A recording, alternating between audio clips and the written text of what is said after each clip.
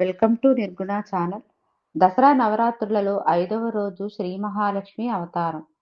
క్షీరసాగర మదనములో లక్ష్మీదేవి అవతరించింది.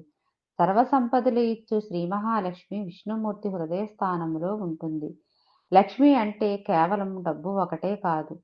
ఆహారాన్ని ఇచ్చే ధాన్యలక్ష్మి, సంతానాన్ని ఇచ్చే సంతానలక్ష్మి, ధైర్యాన్ని ఇచ్చే ధైర్యలక్ష్మి, విద్యను అందించే విద్యాలక్ష్మి. అంటే సరి అయిన ఆత్మజ్ఞానం కూడా జ్ఞాన సంపదే.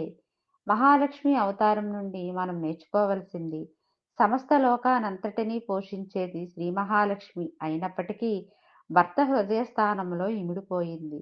మరి ఈ సమాజంలో ప్రతి ఆడపిల్లను ఆ లక్ష్మీదేవిగా భావించి ఆవిడకు ఇవ్వవలసిన గౌరవ మర్యాదలు ఇస్తే ఆ ఇల్లు సిరి సంపదలతో వెలిగిపోతుంది. అందుకే ఆడవారు కంటనీరు పెడితే ఆ ఇంటికి జరుగుబాటు ఉండదు అని అంటారు.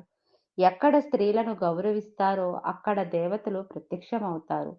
ప్రస్తుతం ఉన్న సమాజంలో చాలా దారుణాలు జరుగుతున్నాయి. వాటన్నిటికీ కారణం మాత్రం స్త్రీ ఎన్నో అత్యాచారాలకు గురి కావడమే. మరి స్త్రీలు ఎంత సంపాదించినప్పటికీ ఒదిగి ఉండటం అనే గుణాన్ని లక్ష్మీదేవి నుండి నేర్చుకోవాలి.